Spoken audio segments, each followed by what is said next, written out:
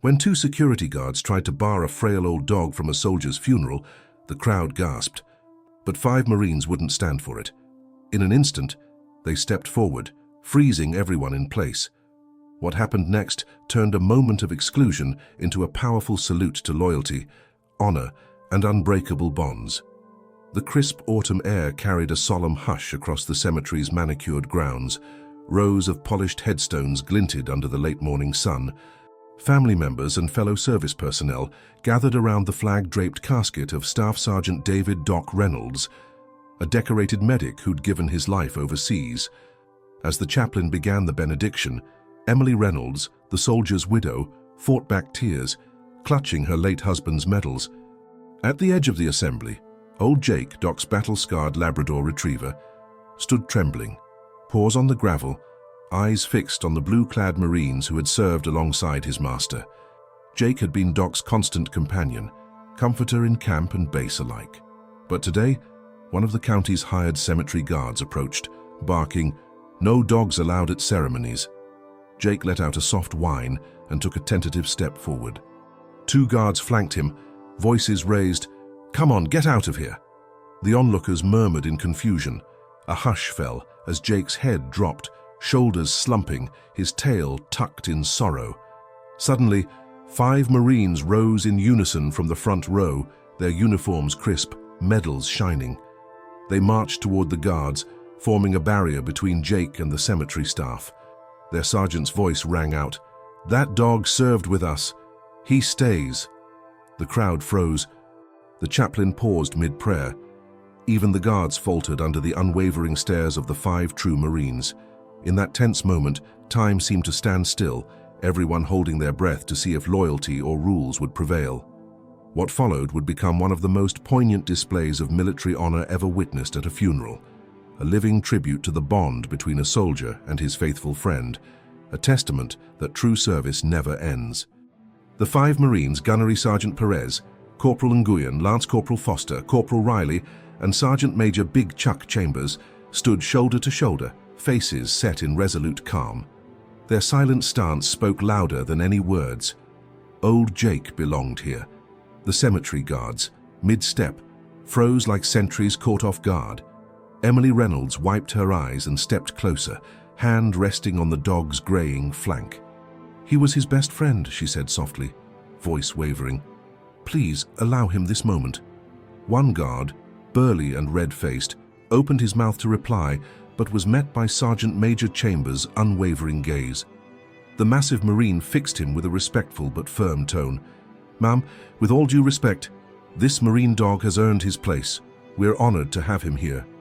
A second guard glanced nervously at his colleague, then down at his clipboard. "Our policies don't trump honor," Perez interjected, voice low but unyielding.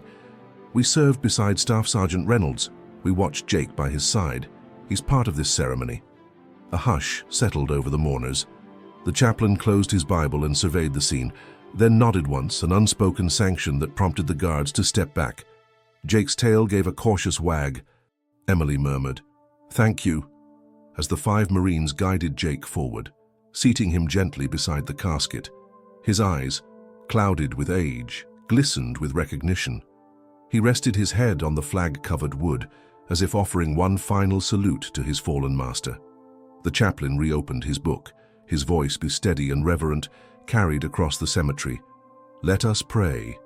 As the words washed over the assembly, Jake remained motionless, embodying devotion. The wind stirred the flag, rippling across the dog's back.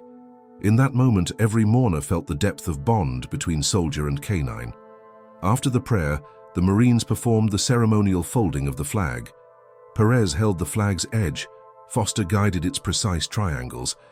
When the final fold was complete, Nguyen stepped forward, presenting it to Emily with a respectful bow. Jake watched intently, ears pricked. Emily accepted the flag, tears shining. "He would have wanted Jake to have this," she said, voice thick. "He always said Jake was his best medic."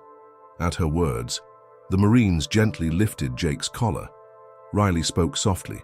"Ma'am, we'd like Jake to carry this flag home for you." He clipped the folded flag, wrapped in its own triangle, onto Jake's harness. The dog looked quizzically at the new weight, then patted the ground with one paw in acceptance. Lance Corporal Foster led Jake in a slow salute, hand to brow. The gathered Marines mirrored him, rifles slung, caps removed. Even the cemetery staff stood at attention. Jake lifted his head and let out a soft, respectful woof. A ripple of quiet applause rose from the crowd. Family members wept openly. Neighbors and strangers alike stood in hushed reverence. The very air seemed charged with emotion, honor, loyalty, and the power of standing up for what is right. As the ceremony concluded, the 5 Marines formed a protective semicircle around Jake and Emily. The procession began its walk toward the gravesite's exit. Emily, flag and tears in hand, walked beside Jake, who matched her pace faithfully. Behind them, the Marines marched in step, leading mourners in a final tribute. When the bugler played taps, Jake sat rigid, ears alert. Each note resonated in his aging body as if he recognized the song. As the last note faded, Emily reached down and placed a gentle kiss on the top of Jake's head. "That was for Daka," she whispered. "Thank you for everything." In the days that followed, word of the Marines' stand spread across social media and news outlets. Photographs of Jake seated beside the flag-draped casket, flanked by 5 silent Marines, went viral.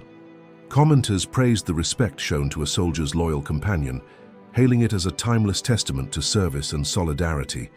But for Emily, and for Perez, Nguyen, Foster, Riley, and Chambers, it was more than a viral moment. It was a deeply personal act, a living tribute to a brother in arms who had trusted his dog until the very end. And it was a reminder that true honor often comes down to choosing loyalty over rules, especially when it matters most. In the days leading up to Staff Sergeant Reynolds' burial, Jake had been a constant, watchful presence at Emily's side. His limp was more pronounced, age settling into his bones, but his spirit remained unbowed. After the funeral, Emily brought Jake to Reynolds' old home, where the Marines had arranged a small memorial gathering. The 5 Marines, Perez, Nguyen, Foster, Riley, and Chambers, stood at attention in uniform as neighbors and friends arrived, drawn by the story of loyalty that had captured hearts nationwide. Under a late summer sky, the group gathered on the Reynolds family lawn. Mrs. Reynolds, Doc's mother, placed a single white rose on a small wooden bench crafted by her late husband. She patted the bench gently, then turned to Jake. "Son," she whispered, voice thick, "you did him proud." Jake's head dipped. He nudged the rose with his nose, as if to confirm the message. Soft murmurs of sympathy rose from the crowd. Corporal Nguyen stepped forward, voice calm and clear. "We wanted to ensure Jake, Staff Sergeant Reynolds' best friend, was cared for. His next assignment is with Emily and Jake's extended pack." He nodded to Chambers, who held a leather-bound folder.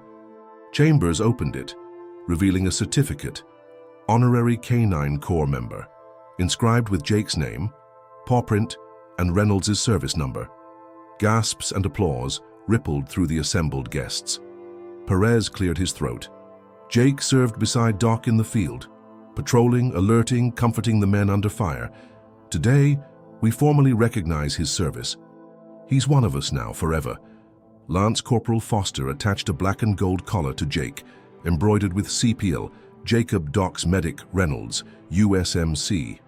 The dog tilted his head as the Marines saluted him, rifles held across their chests. Max leaned forward and let out a solemn bark, echoing the salute. Emily pressed a hand to her heart. "Thank you for this gift. You've given me and Jake new purpose." Over the next hour, stories spilled from the Marines' lips. Tales of Reynolds patching wounds under fire, of Jake lying guard over his slumbering handler, of the comfort they provided to each other in the harshest of moments. The neighborhood listened raptly, tears and laughter mingling as memories painted a vivid portrait of man and dog. Corporal Riley called attention to a raised platform where a framed portrait of Doc and Jake stood. "We've created a small scholarship fund in Doc's name," she said, "to help military families with service animals. His legacy will continue through the bond he shared with Jake." A collection box passed through the crowd, quickly overflowing with donations for the Reynolds Family Pet Support Fund. Even strangers who'd only known of the story through the news felt compelled to give. As the sun dipped toward the horizon, Mr. Chambers signaled the gathering to gather for one final ritual. The Marines formed a circle around the bench, rifles inverted. Emily and Mrs. Reynolds stood at its center, Jake seated proudly between them. Softly, Chambers recited the USMC Canine Remembrance Prayer, honoring the service and sacrifice of military working dogs and their handlers. O God, whose mercy is over all your creatures, we humbly ask you to bless these animals that faithfully served in defense of freedom. Grant them rest, courage in battle, and peace in death. Jake closed his eyes as if absorbing each word. When the prayer concluded, the Marines performed a 3-bark salute. 3 sharp barks from Jake, perfectly timed, as if he understood the homage. Tears glistened on Emily's cheeks as Jake leaned into her embrace. "You did it, boy," she whispered. "They remember him. And you." In the weeks that followed, Jake became a local hero. He joined Emily on visits to wounded veterans' hospitals, donning his dress collar and receiving hugs from men and women whose injuries he once sensed. Children at the VA's therapy programs flocked to pet him, finding comfort in his gentle eyes. Perez and his squad unofficially adopted Jake as their mascot, sending him care packages of treats and soft blankets. Each holiday, they invited Emily and Jake to Marine Corps base ceremonies, where Jake was treated as a full-fledged Marine. For Emily, Jake's presence eased the ache of loss. For the Marines, it reaffirmed why they served, to uphold bonds of loyalty and compassion that transcended orders and paperwork. And for a grieving community, it showed that honor isn't just a word on a plaque, but a living practice, embodied in the wag of a tail, the gleam of a medal, and the steadfast courage of a soldier's best friend. The week after Jake's honorary induction, life at the Reynolds household settled into a gentle rhythm. Emily guiding Jake through daily walks, the Marines dropping by with supplies, and local families greeting the celebrated canine hero. Yet beneath the calm, a hidden challenge was unfolding. One afternoon, as Emily and Jake strolled past the town square, they noticed a sleek black SUV parked near the Veterans Memorial. Its tinted windows and unmarked plates stood out among the familiar pickup trucks and sedans. Jake stiffened, ears pricked. Emily frowned. "Jake, what is it?" Jake let out a low growl, tail bristling. He tugged at his leash, urging Emily closer to the SUV. From inside, 2 men in dark suits observed the square with practiced precision. One consulted a tablet, the other spoke softly into an earpiece. Emily's heart skipped. She reached instinctively for her phone, but before she could dial, Jake lunged forward and then froze, staring at the SUV's grille. At that moment, the passenger door opened. A tall figure stepped out, Lieutenant Colonel Sarah Sully Sullivan, a respected staff officer who had overseen canine programs in conflict zones. Her expression was grave as she approached Emily and Jake. "Emily," she said quietly, "we need to talk." Emily's breath caught. She exchanged a puzzled glance with Jake, who sat rigid, eyes fixed on Sully. "Is everything okay?" Emily asked. Sully's gaze flicked to the SUV, then back to Emily. "I'm afraid not." "There's been a development at the Pentagon." Emily's pulse pounded. "What happened?" Sully drew closer, lowering her voice. "An internal audit uncovered discrepancies in the records for combat canine deployments. Jake's service file, specifically his handler's after-action reports, are flagged for review. Someone claims he wasn't present for certain missions." Emily's brow furrowed. "But that's impossible. I have the records the Marines gave me." Sully shook her head. "Those are cherry-picked excerpts. The full logs are sealed. If this goes to hearing, we could lose Jake's official status, and worse, the reputation of every service dog and handler who served with Doc." Behind them, the 2 suited men watched without moving. One tapped his tablet. Sully shot him a warning glance. He backed away. Tommy's protector had returned, but now as a harbinger of bureaucracy rather than honor. Emily squeezed Jake's leash.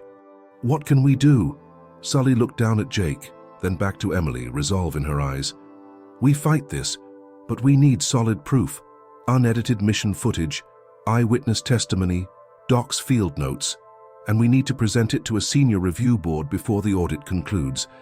Jake let out a single, determined bark, his own vote of confidence, Emily took a steadying breath. Let's gather everything. I'll call the Marines. Sully nodded. I'll requisition the classified archives, but time is limited. Auditors convene in 3 days. As Sully melted back into the shadows, the suited men approached. One produced a government ID, Deputy Inspector Grant, tasked with the audit. "Ma'am," he said politely, "we appreciate your cooperation. We simply seek clarity on Protocol 17 Alpha, combat canine verification. Your dog's inclusion must be corroborated with official records." Emily squared her shoulders. "Then let's get to work."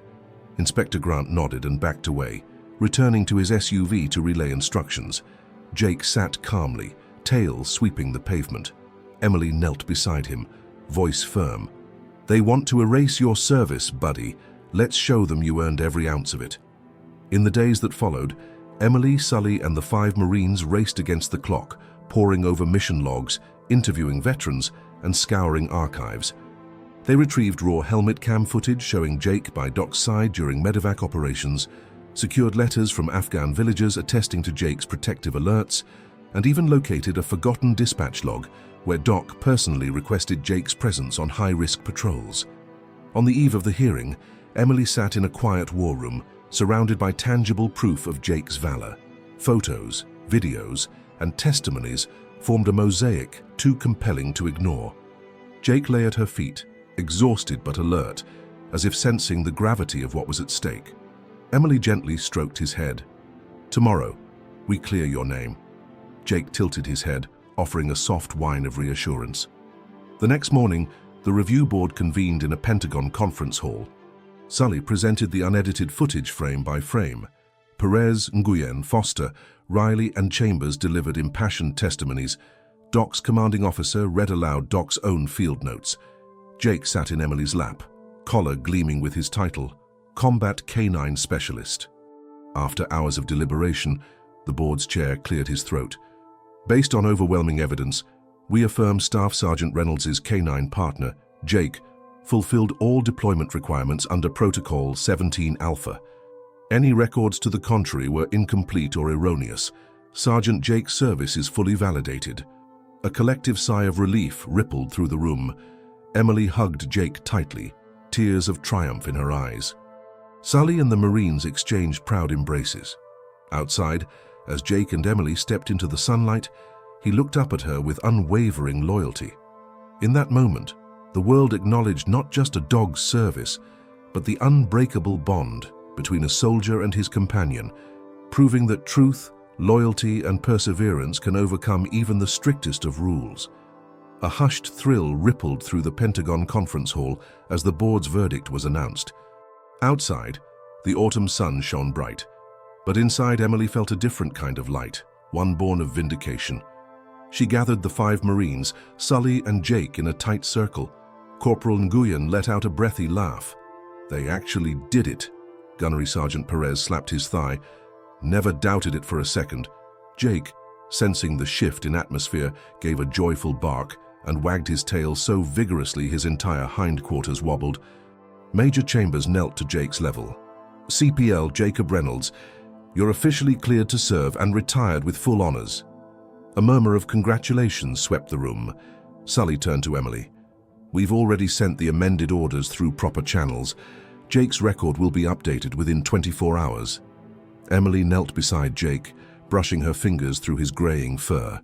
"Thank you," she whispered. His big brown eyes glistened as if he understood every word. Meanwhile, Deputy Inspector Grant, standing off to the side, approached Sully and Emily. His expression was contrite. "I apologize for any distress my office caused. The discrepancies were genuine errors in the digital system. No malice intended. We've implemented stronger verification protocols to prevent such oversights." Emily nodded, accepting his apology. "I appreciate that. It's not just about Jake. It's about every service dog whose story could have been lost." Grant offered a small smile. "Agreed. We'll be featuring Jake's case in our next training seminar on record integrity." As the group dispersed, a reporter from Stars and Stripes hurried forward, microphone in hand. "Emily Reynolds, Can you tell us how Jake is doing now that his service is officially recognized? Emily looked down at Jake and beamed. He's the same hero he's always been, brave, loyal, and unflinchingly devoted. Today, the world finally sees it too. She kissed Jake's head, and he wagged furiously, prompting laughter from the gathered Marines. Later, in the Pentagon courtyard, Emily walked Jake toward the waiting SUVs. Sunlight filtered through the trees, casting dappled patterns on the pavement. Sully fell into step beside them. "How does it feel?" Sully asked gently. Emily tightened her grip on Jake's leash. "Like justice served with a side of slobber," Sully chuckled. "I'd say that's a fair trade." As they reached the vehicles, Major Chambers approached. He handed Emily a small, polished plaque engraved with Jake's name, rank, service dates, and the words, "In honor of unwavering loyalty." Tears sprang to Emily's eyes. "This means more than you know." Chambers saluted. "Semper Fidelis, ma'am." Jake climbed into the SUV with surprising ease for his age. Emily settled beside him, hugging him close. The 5 Marines stood at attention until the vehicles pulled away. Inside the car, Jake rested his head on Emily's lap, content and proud. "You did it, boy," she whispered. "They believe in you." Jake licked her hand once, then closed his eyes, as if the weight of battles past had finally been lifted. As the convoy rolled toward home, Emily gazed out at the Washington skyline. She thought of Doc, how proud he would be of his faithful companion, and she knew that the world's recognition of Jake's service would stand as a beacon for all soldiers and animals who served together. In that glow of triumph, Emily realized that rules can sometimes falter, but true service and true loyalty never will. And as Jake's gentle snores echoed in the back seat, she smiled, knowing their journey had reaffirmed the most important lesson of all. Some bonds transcend orders, policies, and even time itself. Back in their small Virginia town, life resumed a peaceful rhythm. Yet the story of Jake's vindication had ignited something far greater than Emily or the Marines could have imagined. Veterans from across the country began reaching out, handlers, medics, and combat troops who'd once relied on their canine partners, many of whom had been left unrecognized in their service records. Messages flooded in through social media. Handwritten letters arrived at Emily's doorstep, and even children from military schools sent drawings of dogs in uniform addressed to Sergeant Jake. Moved by this outpouring, Emily, together with Sully and the Marines, launched the Valor Companions Initiative, a non-profit aimed at archiving the undocumented contributions of military working dogs and pairing retired canines with veterans in need of support. But just as the initiative began to take off, an unexpected obstacle emerged. One afternoon, Emily received a terse email from the Veterans Service Compensation Board, VSCB. It stated that, due to a technicality in how Jake was enrolled, he was ineligible for any official recognition benefits, and therefore, the Valor Companions Initiative would not be permitted to use the term service endorsed in any of its materials. Emily read the message aloud to Sully and the Marines during one of their weekly planning meetings. They're saying that because Jake's rank was honorary and not institutionally commissioned, he technically doesn't meet their criteria, she said, fuming. Sully slammed her palm on the table. "This is nonsense. That dog has saved more lives than a dozen officers with full pensions," Riley muttered. "What do they expect? A paw print on a deployment form?" Perez sighed. "They're scared. Scared that if they legitimize Jake, they'll have to open the door to hundreds of others they've overlooked. That's politics." Foster leaned forward. "Then let's take it public. Again. We won before. We can do it again." But Emily hesitated. "If we go back to the media, it might look like we're exploiting Jake's story. This has to be done with dignity." Sully nodded. "Then we need to do it differently. If they won't recognize Jake as a commissioned officer, maybe we show them how many soldiers, veterans, and citizens already do." That night, Emily posted a heartfelt video online holding Jake in her lap. Her voice was calm but unwavering. "This is Jake. He served. He saved lives. He comforted the wounded and alerted his team to dangers no machine ever could. Now, the same system that tried to erase him once is saying he's not real enough to count." But to me, to Doc, and to the Marines who stood by us, Jake is a soldier. If you believe animals like Jake deserve full recognition, not just medals or titles, but a place in history, then help us. Share this, speak up, and let them know we remember. The video exploded overnight. Hashtags like Justice for Jake and Josk Every Dog Counts trended on every platform. News anchors replayed Jake's funeral footage and the moment he rested his head on Doc's casket. Veterans began posting pictures of their own working dogs, living and deceased, with personal stories and testimonials. Celebrities joined in. A famous country singer pledged his next concert tour to benefit the Valor Companions initiative. A retired general posted a statement backing Emily's efforts, calling Jake's case a national symbol of loyalty lost and found. Within 72 hours, the VSCB was forced to respond. A press conference was scheduled in D. Sayatz and Emily was invited to attend. Sully, the Marines, and Jake would be with her on stage. There were whispers that high-ranking officials might appear, possibly even representatives from the White House. Yet, as Emily packed her bag the night before, a message arrived that made her heart skip a beat. It was from a private number. The text read, "Emily, you don't know me, but I served with Doc. I've got something you'll want to see. It's about Jake and what he did during the mission that never made the logs. Meet me, alone." The sender included a time and address, a small roadside diner 2 hours outside of town. Emily stared at the screen, torn. She had everything to lose and perhaps everything to gain. She looked down at Jake, now curled at the foot of her bed, chest rising and falling steadily in sleep. What secret could possibly be left untold? The early morning mist still clung to the roadside grass as Emily pulled into the gravel lot of the diner. The place looked like something out of a forgotten decade. Sun-faded signage, cracked windows, and a Coffee 50 Siegs board hanging crooked by the door. She checked her phone, 5:58 a.m. The message had said 6 sharp. Jake sat upright in the passenger seat, ears perked and tail still. Even at his age, he was alert to every movement outside. Emily's heart thudded as she stepped out. She had told no one where she was going.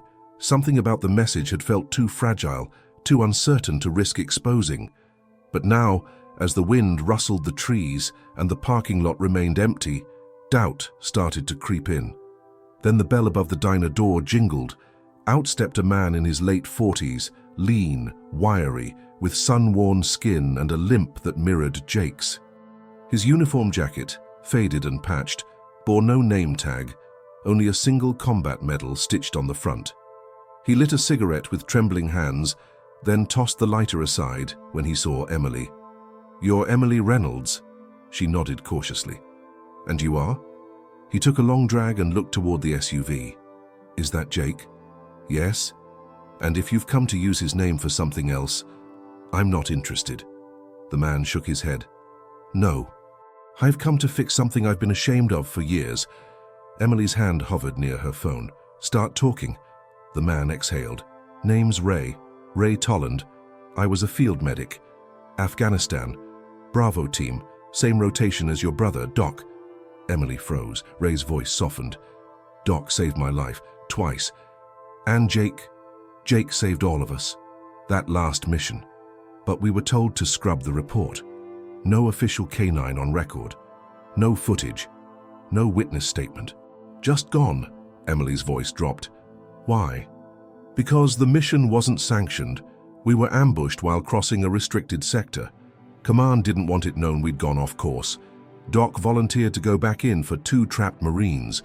Took Jake with him. They found those men, dragged one out under sniper fire. Jake took a hit. Still led Doc to the second guy. He got him out alive too." Ray looked down, ashamed. "Doc died patching the second Marine. Jake guarded his body until evac. When we got back, we were told to keep quiet. Official version. Doc died during recon. No dog mentioned." Emily swallowed hard, her chest tightening. "Why tell me this now?" Ray reached into his jacket and pulled out a weather-worn SD card. "Because I had my GoPro on. Forgot to turn it off after our briefing. The whole thing's on here. Never turned it in. Could have been court-martialed if they found out." He held it out. "It's time the truth was seen. Emily took the card, hands trembling. "This changes everything." Ray nodded. "Jake didn't just serve. He went into hell to bring 2 men home. One of them lives in Texas. He owes Jake his life. You get his testimony. And this footage. No board, no bureaucrat, no system can deny what that dog did." She stared at the card, heart pounding. "Why now, Ray?" Ray stubbed out his cigarette and looked away. "Because Doc once told me, if I die over there, make sure Jake doesn't get forgotten. And I failed. But you didn't." He stepped back. "You better get to that press conference and tell them what really happened out there." Back in the SUV, Emily inserted the card into her laptop. The footage flickered. Grainy, chaotic, raw. But there was Jake, dragging a wounded man by his vest strap, barking warnings at incoming danger, circling Doc's fallen form as bullets cracked nearby. Emily covered her mouth, unable to stop the tears. She turned to Jake. "You're more than a hero, boy. You're a legend." Jake nuzzled her shoulder gently, as if to say he wasn't done yet. By the time Emily arrived back in town, she had already contacted Sully. The footage was encrypted and uploaded to 4 cloud backups. Perez had arranged for the wounded Marine in Texas to join the press event via video call. Nguyen was contacting military legal teams to prepare for pushback, and the news was spreading again, louder than before. The press conference was just hours away, and this time, Emily wasn't going to the podium alone. She was bringing proof. And when the truth is shown to the world, no one will be able to question Jake's courage.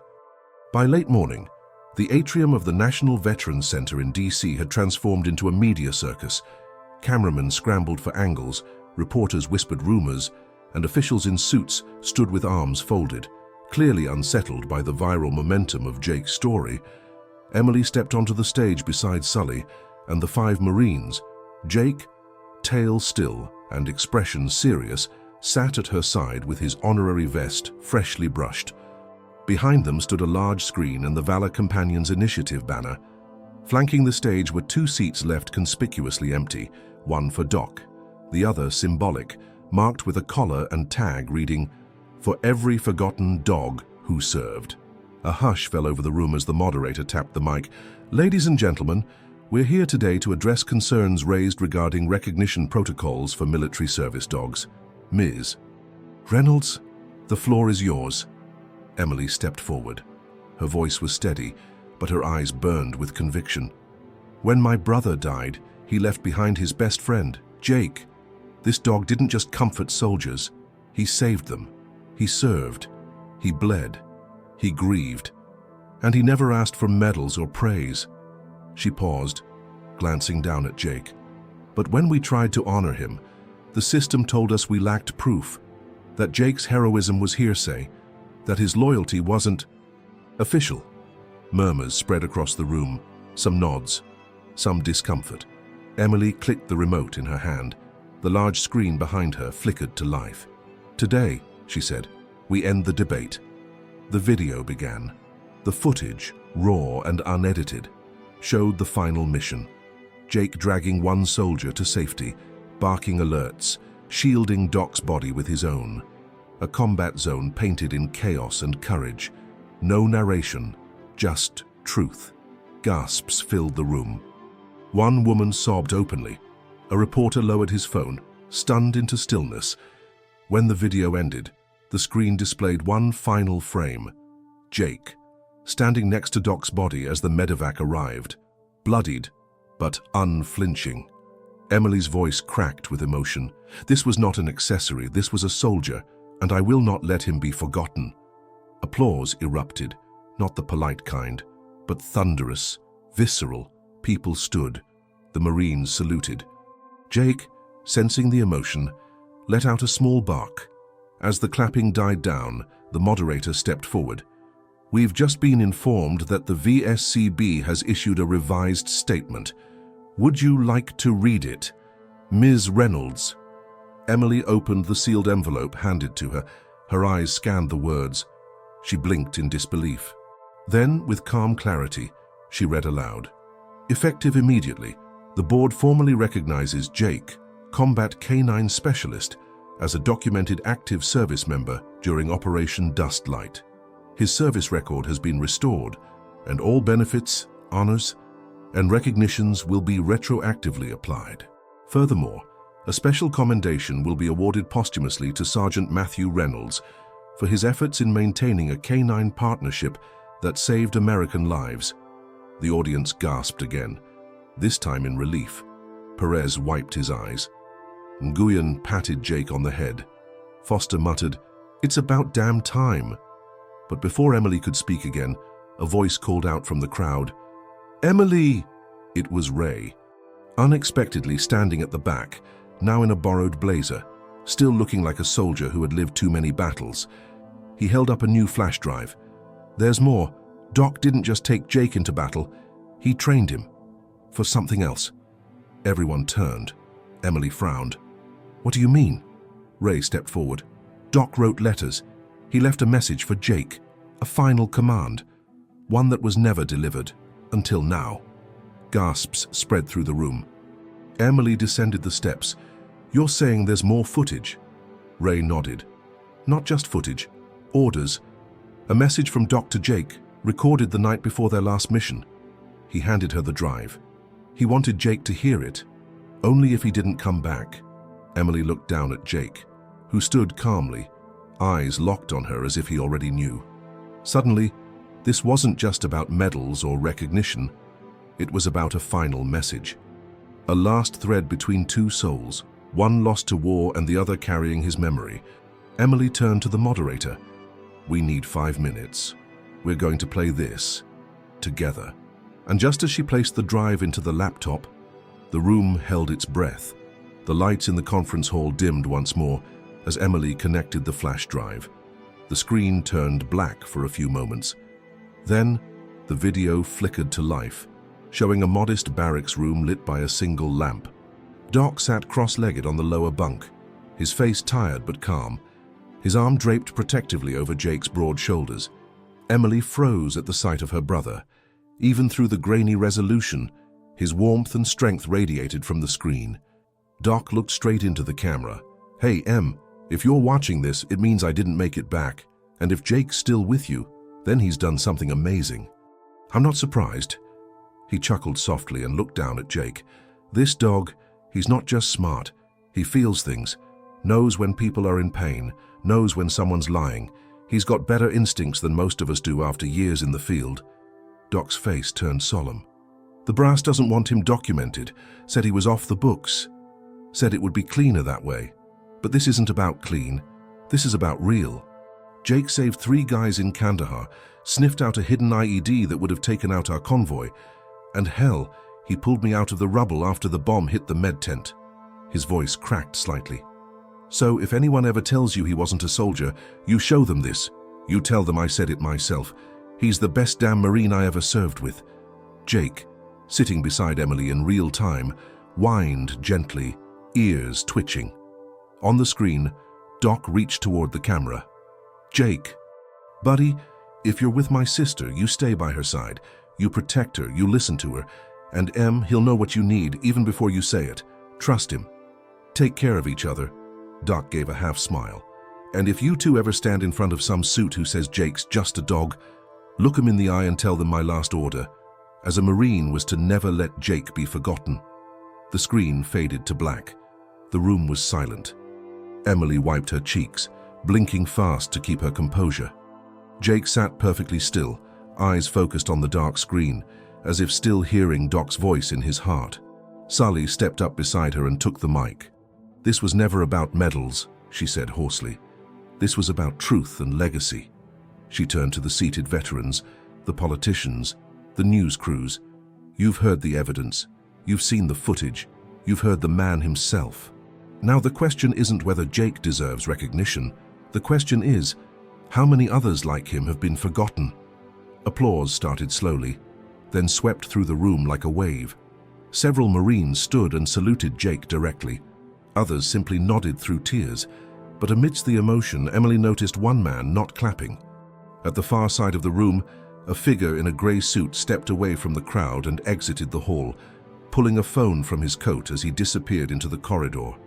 Emily's eyes narrowed. "Sully?" she whispered. "Did you see that man in grey?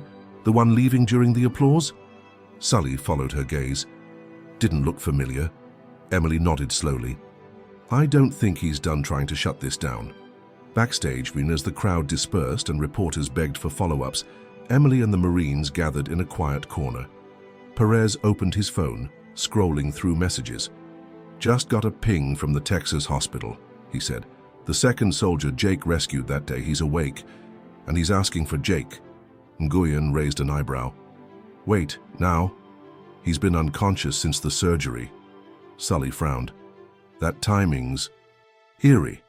Emily looked at Jake, who seemed suddenly alert, ears flicking toward a sound no one else heard. She crouched beside him. You ready for one more mission, boy? Jake didn't hesitate. He stood up, eyes bright, tail low and calm, and Emily, feeling the pull of something deeper, something not yet revealed, nodded. Then we head to Texas. But what awaits them in that hospital will be something no one could ever have imagined. The hospital in Houston was stark and clinical, a far cry from the warmth of the conference hall just hours before. Emily had barely slept during the flight, her mind racing with everything that had happened and everything that might still lie ahead. She, Sully, and Jake were met at the entrance by a military liaison in uniform, a rigid man with a clipped tone. Sergeant Miles Foster, 32nd Infantry. He woke up early this morning. He's alert, but weak. Said he won't talk to anyone until he sees the dog. Emily glanced down at Jake, who walked beside her with a slow but purposeful pace. His tail didn't wag. His body was calm, almost solemn. It was as if he knew. They took the elevator in silence. Inside the hospital room, Foster lay propped up on a pillow, pale and gaunt. His left leg was bandaged and elevated. His face was drawn with pain, but when Jake entered, something in his expression shifted. His eyes, dull just moments before, lit up with recognition. He struggled to speak. Is that really? Jake padded over slowly, then paused, staring directly into Foster's eyes. Then, in a movement so deliberate it sent shivers through Emily's spine, Jake placed his paw gently on the edge of the bed, right where Foster's good hand rested.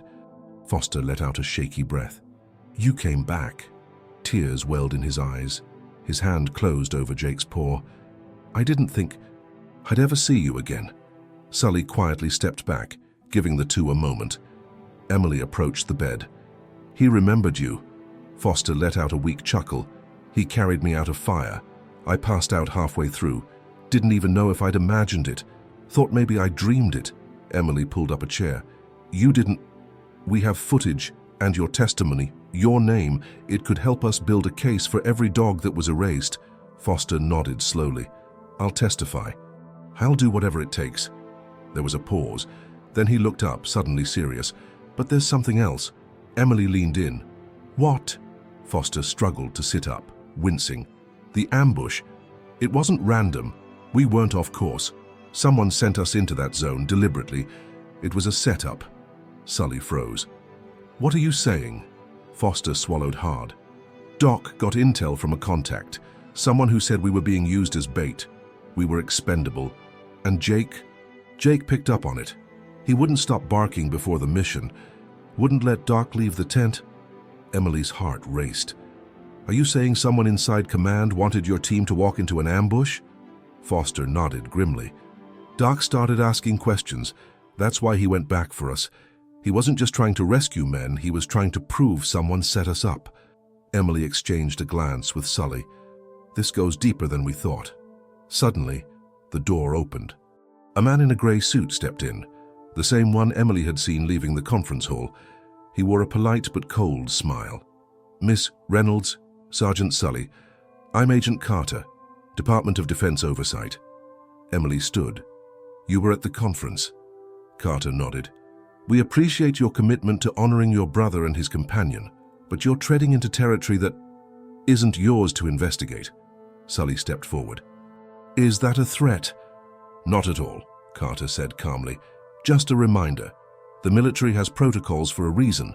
Dig too deep, and you risk damaging the very legacy you're trying to protect. Emily narrowed her eyes. We're not looking for conspiracy. We're looking for truth. Then perhaps, Carter replied, you should let the system handle it. He turned to go, but paused in the doorway. One more thing. That footage. From the GoPro. It was never supposed to exist. I'd advise you to think carefully before distributing it. Then he left. Emily's jaw tightened. She turned to Foster. Do you know who might have ordered that mission? Foster's voice was quiet. Only one man had the clearance. General Everett Marsh. Retired now. But back then he ran the entire Dustlight operation. Sully muttered. Marsh was the one who shut down the original award requests for Doc. Said there wasn't enough documentation. Emily stared out the window. They had exposed Jake's service. They had started to shift public opinion, but now they were standing at the edge of something bigger. A betrayal buried under classified orders and silence. And the man who could unravel it all had vanished into retirement. The old cabin sat nestled deep in the forests of Virginia, far from traffic, far from questions. General Everett Marsh hadn't appeared in public since his early retirement, disappearing shortly after the Dustlight files were sealed under national security protocols. But Emily was done playing polite. She parked at the end of the gravel drive, stepped out slowly, and looked toward the front porch where a single light bulb swung lazily in the breeze. Sully checked the signal on her phone. No service. Jake stepped down from the car, his body tense but composed, nose raised slightly to scent the air. He didn't bark, he didn't growl, but he didn't wag his tail either. You ready? Emily whispered. Jake padded forward without hesitation. The porch boards creaked under their weight. Emily raised her hand to knock, but before she could, the door opened. There stood Marsh. Time had not softened him. He was tall, broad-shouldered, and still carried himself like a man used to command. But there was something hollow in his eyes. I knew someone would come eventually, he said, stepping aside. Come in. Inside, the cabin was sparse. Military medals lined the wall, next to faded newspaper clippings and a sealed glass case holding an old combat helmet. Marsh walked to a table and poured 2 glasses of water. No small talk. You're Reynolds's sister, he said simply. Emily nodded. And this is Jake, the dog you erased. Marsh met Jake's eyes, and for the first time, his stoicism cracked. I never wanted to. Then why did you? Emily snapped. Why bury the report? Why let Doc die unrecognized? Why pretend Jake never existed? Marsh sat down slowly, shoulders heavy. Because I was ordered to. The ambush wasn't supposed to be survivable, but it wasn't my plan. It came from higher up. People who didn't want the truth about that corridor getting out. Weapons transfers, shadow deals with contractors. Your brother was getting too close. Jake sensed it. Emily's stomach twisted. So you sent them in to die? I didn't know the specifics, Marsh replied. I got coordinates, told them to sweep the area. Then they went dark. I tried to push for honors when I read the initial debriefs. I was shut down. He turned toward the window. But I kept a copy of everything. Emily blinked. What? Marsh stood, crossed the room, and opened a floorboard under the carpet. From beneath, he retrieved a sealed metal box and handed it to her.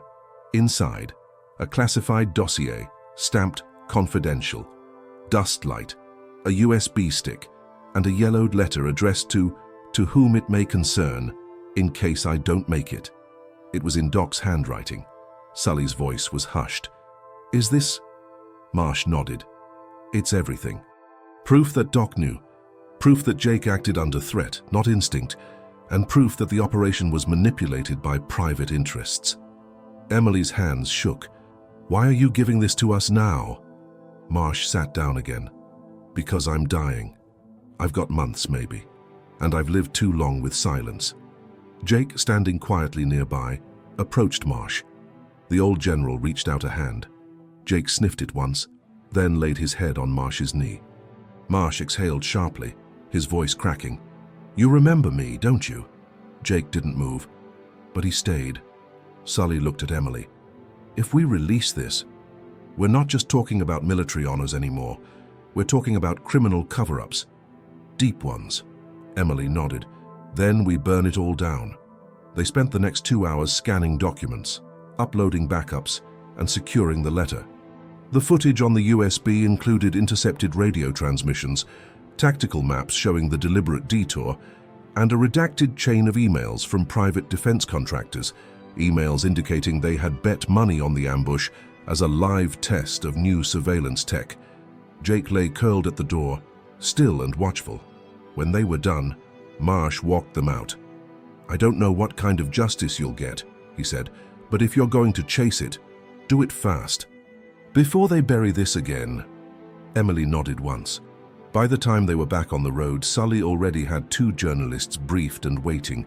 Perez was alerting a military ethics panel, and Foster, still in his hospital bed, was preparing a public testimony.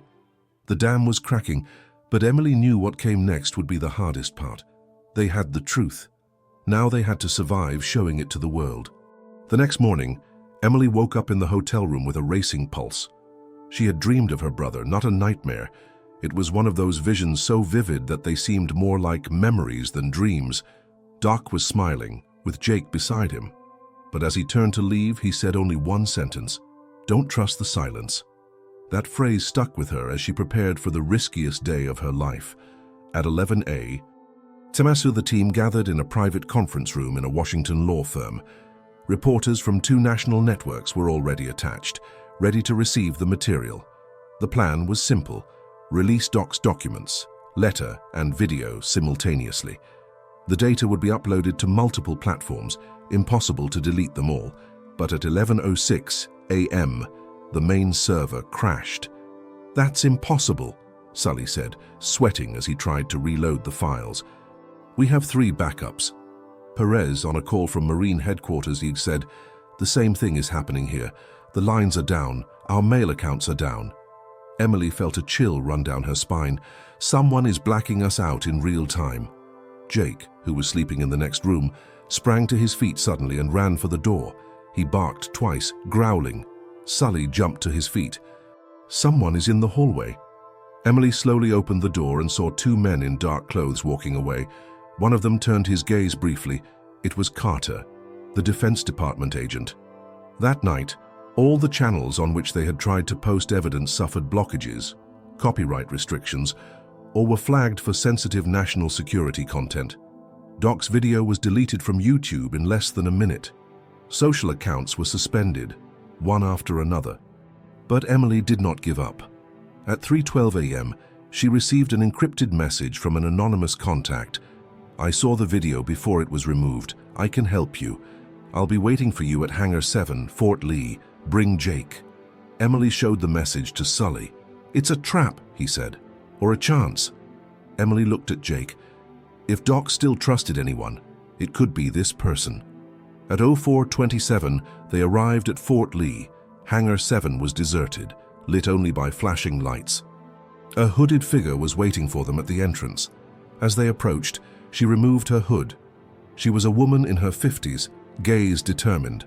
She wore a faded Navy badge. "I'm Lieutenant Keller. Doc was my protege. He sent me a message 3 weeks before he died, telling me that if anything happened to him, I should look for his sister and a dog named Jake." Emily stood petrified. "Why now?" "Because I saw that you tried to release the truth. And now they are looking for you, but I have access to a secure network, a network they cannot touch." He let them into a hidden office inside the hangar, an offline system, protected by military firewalls no longer in use. "Upload everything here. We will send it in bulk to 120 newsrooms around the world. The files will be signed with military tracking codes. No one will be able to deny the veracity anymore." Emily began to transfer the files as Keller handed her an old satellite phone. "When you press this button, there will be no return, but you will have finally done the right thing." Jake, sitting next to her, stared at her, unmoving, as if just waiting for her nod. Emily breathed deeply and pressed the button. The first headline appeared just after 6 a.m. "Top secret military operation exposed. War Dog's heroism buried by Pentagon orders." Then another, "Leaked testimony reveals cover-up behind doomed ambush mission in Kandahar." By 6:17 a.m., justice for Jake was trending worldwide. In New York, footage of Doc's final message played live on the morning news. In Berlin, a defense ethics panel demanded an emergency session. In Washington, The Department of Defense went into lockdown as reporters flooded the gates, demanding answers. Emily sat on a folding chair inside Hangar 7, barely breathing as the world reacted. Jake lay calmly at her feet, his head resting against her boot, eyes closed. But she knew it wasn't over. Her satellite phone buzzed. "Keller speaking," answered the lieutenant, putting it on speaker. A voice, calm, male, spoke from the other side. "Ms. Reynolds, this is Deputy Director Hartwell. We need to talk." Emily straightened. "Talk about what?" "About how to contain this. We are willing to acknowledge your brother's service. We're even open to recognizing the dog, but some of the documents you released, they involve operations that could jeopardize active missions, lives." Emily's voice was steel. "You buried lives already. This time, we dig them up. Be reasonable. There are ways to honor your brother without tearing the whole structure down." Sully grabbed the phone. "She is being reasonable. You're just scared of the truth." There was a pause. "Then you leave us no choice." The call ended. 2 hours later, Emily was arrested. Not by local police, but by federal agents. She was charged with dissemination of classified information and unauthorized access to military servers. The news outlets that had first picked up the story were issued takedown requests. Several complied, but most didn't. CNN, Reuters, and dozens of independent watchdogs doubled down, running extended coverage, interviews with Foster, Keller, and even General Marsh, who publicly admitted his complicity and confirmed the documents were real. Thousands of veterans rallied online in support of Emily and Jake. A petition demanding full clemency for her reached 1.3 million signatures in under 24 hours. In her cell, Emily sat alone, waiting, until the door opened. The guard gave her a nod. "You've been summoned by order of the House Armed Services Committee." She was taken in chains to a black van. 2 hours later, she stood before a panel of elected officials, cameras live, Jake by her side, tail steady, gaze fierce. "Miss Reynolds," began the chairman, "do you have anything to say before this hearing begins?" Emily looked at the cameras, the crowd, the officers in the back, and finally at Jake. Then she spoke. "I came here to honor my brother, but in doing so, I uncovered something he never meant to die for. Silence. Today, I'm asking that silence to end. Not for me, for every soldier who was buried under it, and for Jake, who carried them out." Jake stepped forward, calm and proud. The room was dead quiet. And then someone clapped, and another, until the entire chamber rose to their feet. Jake stood still, eyes scanning the crowd, as if waiting for a final confirmation from someone he couldn't see. Emily didn't cry. She simply whispered, "We did it." But just as she began to believe it was over, a government official handed her a sealed envelope. Inside was a picture of another dog, another unit, and the same redacted insignia from the Dustlight files. Emily stared at it and knew Jake was not the only one. 3 months later, Emily stood at Arlington National Cemetery beside a new marble headstone. The sun was setting behind the rows of white, casting long shadows across the field. She rested her hand on the cool stone, freshly engraved, SGT. David, Doc, Reynolds, 1985, 2015. Fallen in honor. Remembered in truth. Beside it, etched into the base, K9 unit, Jake War Hero, loyal friend, guardian beyond duty. A few feet away, Jake lay calmly in the grass. His ears twitched occasionally, picking up bird song and distant footsteps, but his eyes remained fixed on the grave, watchful, still guarding. The truth had changed everything. The Dustlight files had been declassified. General Marsh testified before Congress in a closed-door session. High-ranking officials were forced into early resignation. Several private contractors saw their deals revoked. And the United States Armed Forces launched a new initiative, the War Animal Honor Program, to ensure that no canine service member would ever again be erased from history. Emily declined interviews, turned down the book deals, the movie rights. She didn't want to profit from her brother's death. What she wanted was legacy and justice, and she had both. But even in victory, Scars remained. Sully returned to service, this time on a new ethics board for military transparency. Keller became the head of the new War Animal Registry. Perez opened a private foundation for retired canine units, helping them transition into peaceful homes. As for Jake, he stayed with Emily. They moved into a quiet home just outside Asheville, North Carolina, a place with woods and trails and silence, the kind her brother would have loved.